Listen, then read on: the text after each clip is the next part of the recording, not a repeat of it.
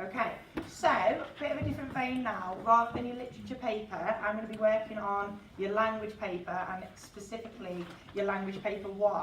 I am focusing on question 5, which is obviously the bit where you become the writer.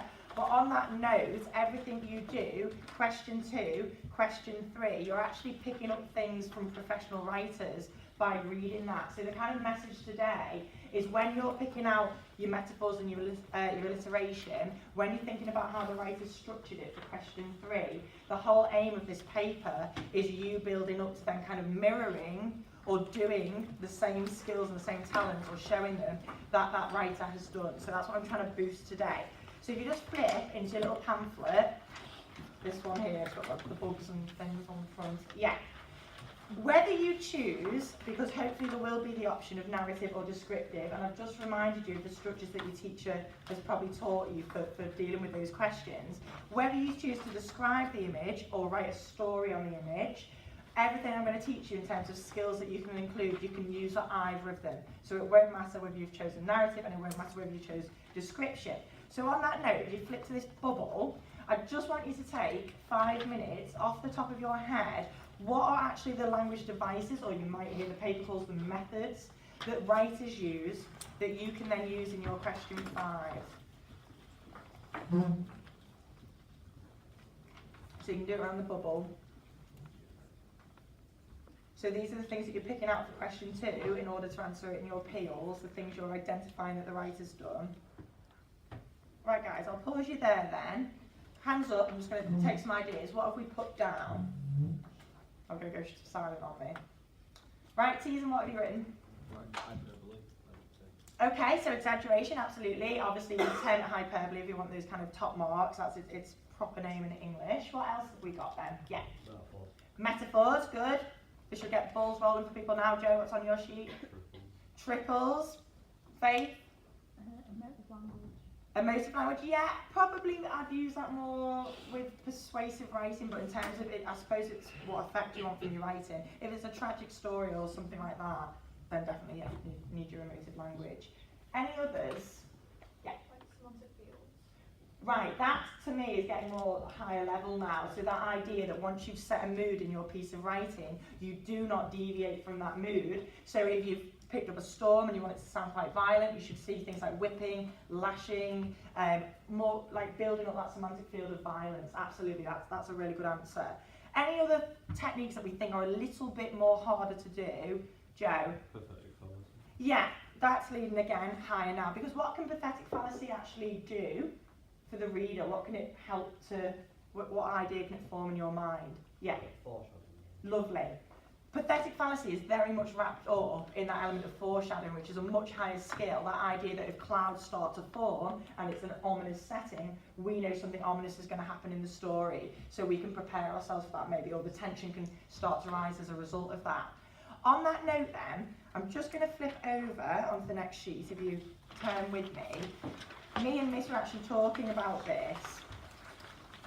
I don't know if anyone actually said simile, but in terms of your metaphors and similes, it is no good popping in a simile into your piece of writing if it does not fit the mood that you've started off with. If it screams that it's quite odd or it doesn't quite go, they're not going to award you in the same way that a simile that matches the mood would. So I call it, don't do a simile for the sake of it. So if you turn, for example, I've put, similes and metaphors must match the mood and atmosphere that you've established. If it's a tense or a horror-filled piece of writing, there shouldn't be any reference to anything kind of humorous, light-hearted, and not particularly fearful. So, for example, I might get pieces of writing that I call maybe harshly childish similes, that element of it was as loud as children's screams at a Justin Bieber concert, and it totally makes you stop as a reader and think, no, that just does not go. So my message to you is when you're thinking about similes, you want to match them specifically to the mood. On that note then, what I'm hoping to work specifically on is your extended metaphors, and this element of can you get a symbol or an object or a theme that runs the whole way through from start to finish in your piece of writing. So if you look at the definition, an extended metaphor is a comparison that that doesn't happen once. It might crop up again and again in your piece of writing the whole way through. The easiest way I thought to demonstrate this was basically for us to look at examples where people have achieved an extended metaphor. So on that note, I've got a professional one, I've got a year 8 one, and I've got one from a past GCSE student from the other year. So if we start with the Lord of the Flies, this is your sheet that you want. I'm not going to tell you what the extended metaphor is. Hopefully you're going to pick out what Golding has used the whole way through.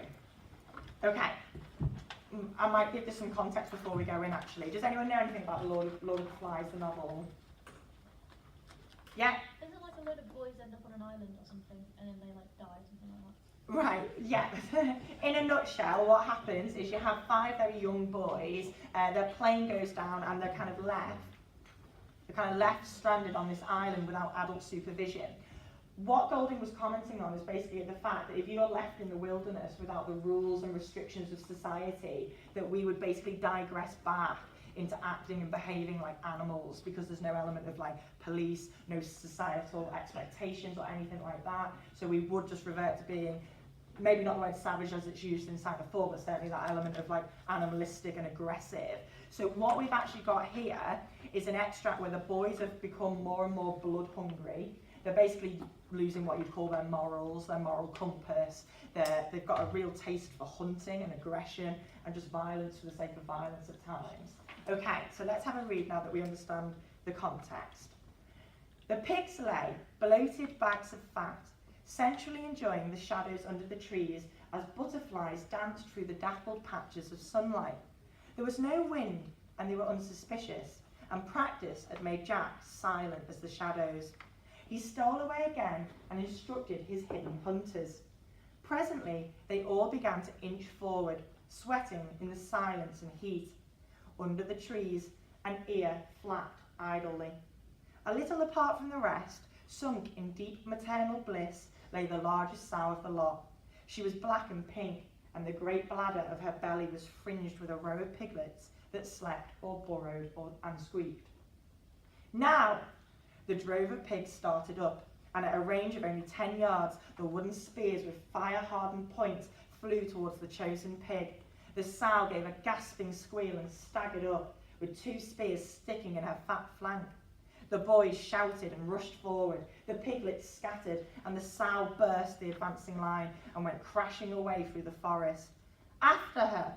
They raced along the pig track, but the forest was too dark and tangled, so that Jack, cursing, stopped them and cast them among the trees. Then he said nothing for a time, but breathed fiercely, so that they were awed by him and looked at each other in uneasy admiration. Presently, he stabbed down at the ground with his finger. There. Before the others could examine the drop of blood, Jack had swerved off, judging a trace, touching a bough that gave. So he followed, mysteriously right and assured, and the hunters trod behind him. He stopped before a covert. In there, they surrounded the covert, but the sow got away with the sting of another spear in her flank.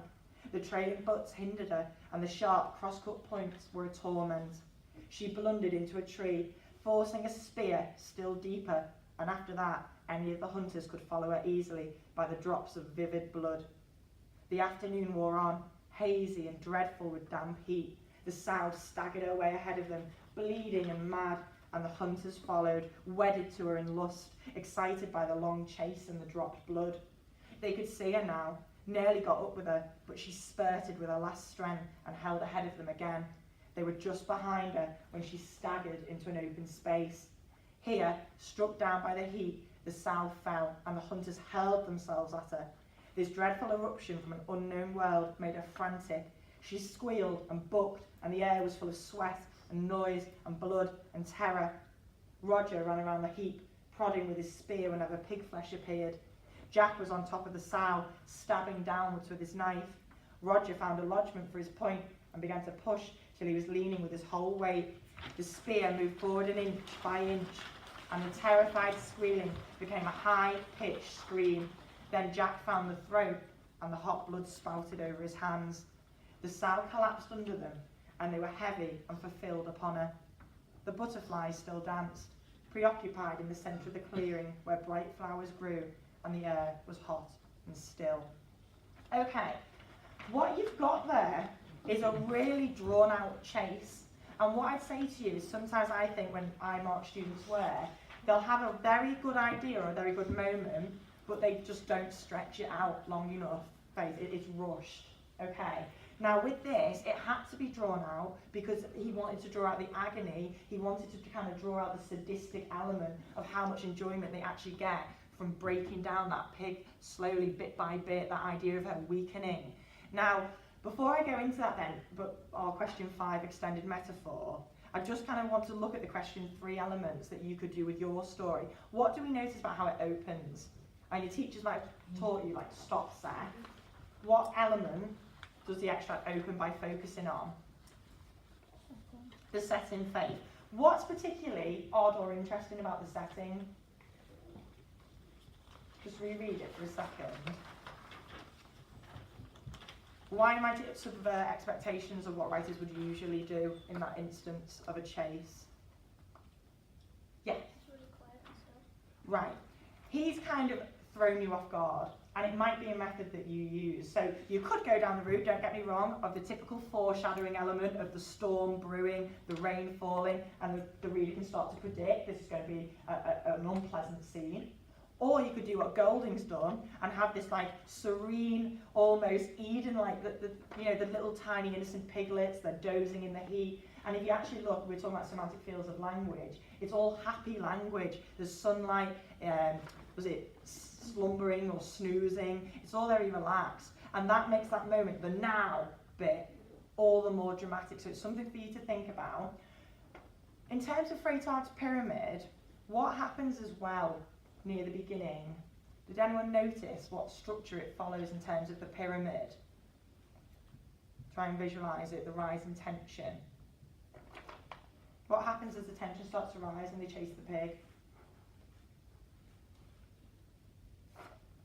Did we not spot you? Does the paragraphs get smaller? That wouldn't be quite to do with it there, the length of the paragraphs. It's more what I was thinking was that they lose the pig. Okay, does anybody know what it's called when the tension's rising to the climax and then it drops again? Is it the exposition?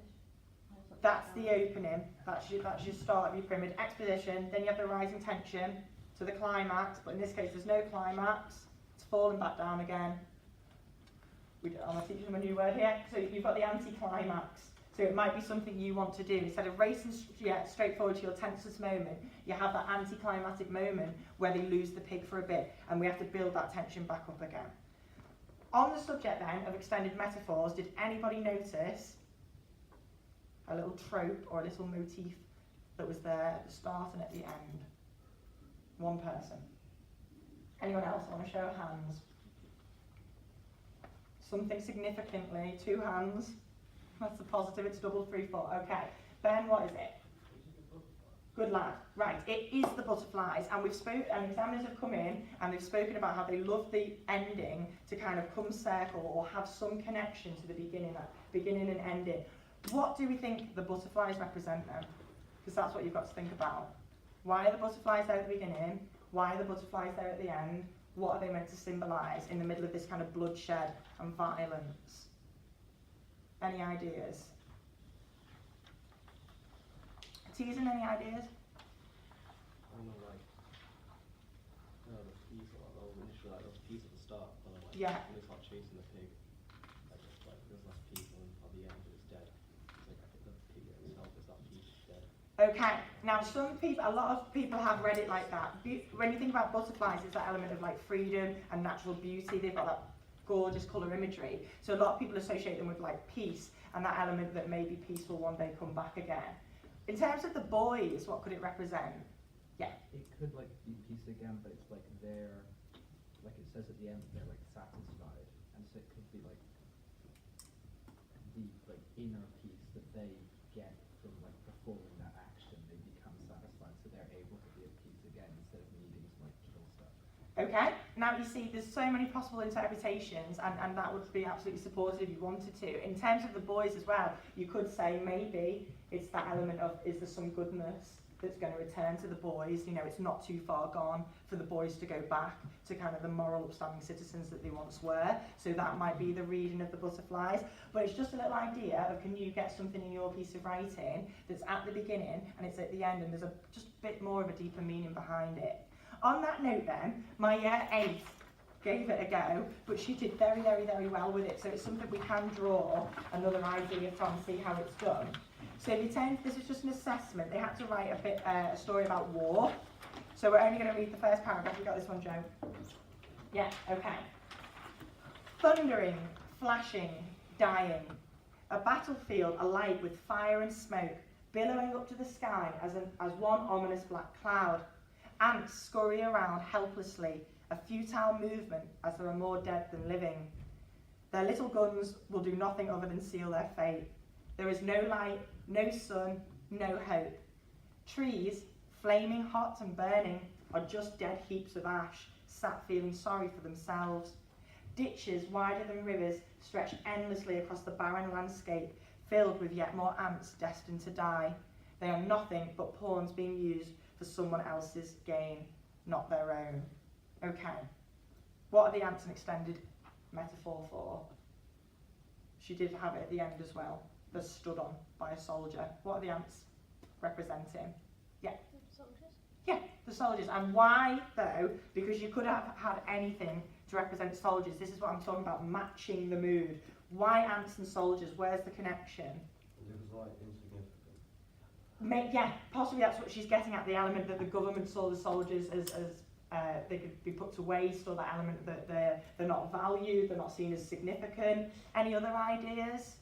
We've almost overlooked, Joe. In an ant colony, they'd be sent out to do stuff. Lovely. Whereas the queen stays in the colony.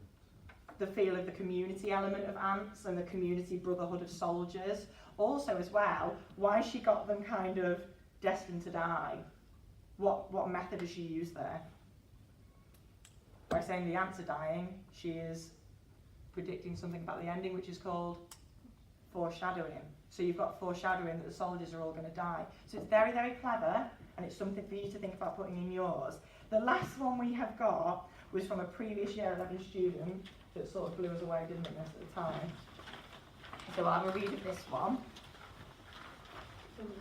Past year 11 response. It's going to take a sip of water, my throat's gone dry. Okay, now, I don't actually know what they'd asked her. It might have been write a narrative about loss or something devastating, or a breakup, but that's what she's written about. What you're looking for is the extended metaphor or the little motif that goes the whole way through. Sometimes I think you left with a fistful of breadcrumbs. Maybe that's why I find you everywhere I go. You had an innate sense of compassion which manifested itself in various ways. It often demonstrated itself in attempting to fix things that were not broken. That may be why it was so unexpected when you left. I slumped onto a log in the centre of the forest. I'd been walking for hours in a futile attempt to erase my memories.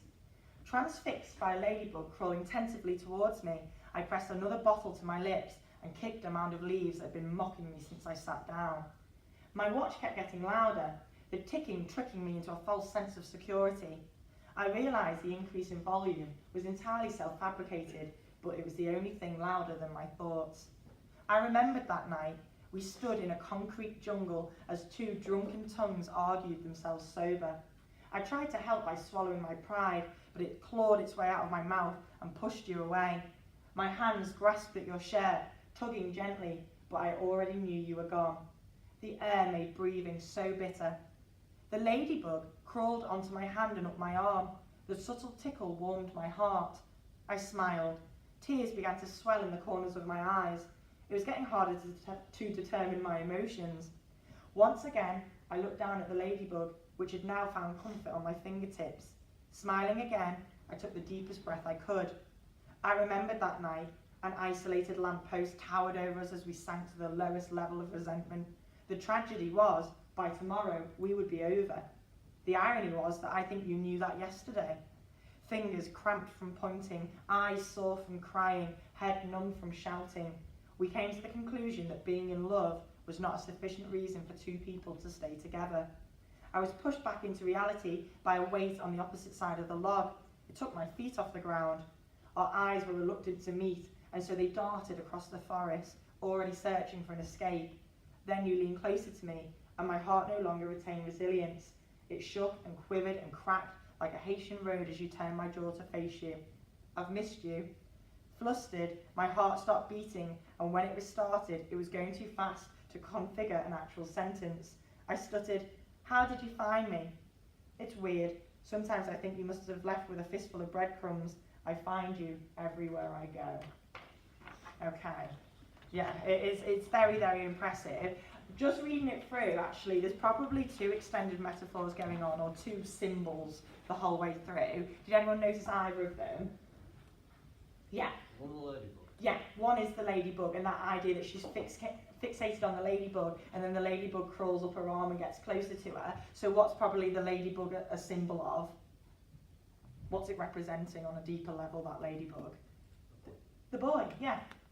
That's like where her thoughts are centered. He's going to come back to her the same way the ladybug comes back to her. So he's representing her love. What was the other one then? The other extended metaphor running through that kept them connected and keeps the beginning and the end connected as well, Holly? Breadcrumbs. The breadcrumbs, that idea of there's always a trail. What's it saying about the trail though, between them, that it's been made of breadcrumbs? Why have they gone for that, of all the things that could have been left? And don't say because they've read Hansel and Gretel. Why have they read, yeah. It was like a very temporary kind of thing. Lovely, the fragility of it, and obviously the whole message was that their love was quite fragile, but they've managed to keep the connection despite that. Okay. On that note then, a lot of them seem to have gone down the route of insects, but I did put on the front, like, you might have, I suppose it's still an animal really, things like the dove as a symbol of hope. If you're writing about a story that's in a storm and you had a dove there at the beginning and a dove there at the end, so you know things are going to come right. I also went with a rose petal. I don't know why. It made me think of Beauty and the Beast. Could you have like petals falling and the final petal represents the end of something or the start of something? So there are a few of my ideas. What I'm going to get you to do was hopefully something sank in here. If you flip on the back, sorry if you haven't got it in colour, I guess that puts you a bit of a disadvantage. But these are some of the images you might have in the exam. I put your term, can you include an extended metaphor or write a description based on an image or narrate a story about loneliness? So all I want you to do is maybe, obviously you're not going to have time to write the full thing now, in your initial paragraph kind of set up what your symbol or your sign, however you want to think about it, is going to be in your story. And I'm going to come around and have a little read and see if I think any of them are working. And the one last thing I didn't tell you, it's just come into my head, sorry guys. You can also do it with characters, that's a little bit harder. If you turn to this page with the crafts, obviously a few of you know that I am in the process of attempting a book. But I have gone down much the route of kind of like an extended metaphor. So in my novel, the protagonist is a carpenter who's kind of shunned from society, and eventually at the end of the book he's hung in place of his son. So I was trying to make a connection between him and, who do you think might? Jesus. Okay? So you can do this extended metaphor with characters. You can have them as a symbol for something as well. Okay? Give it a go then.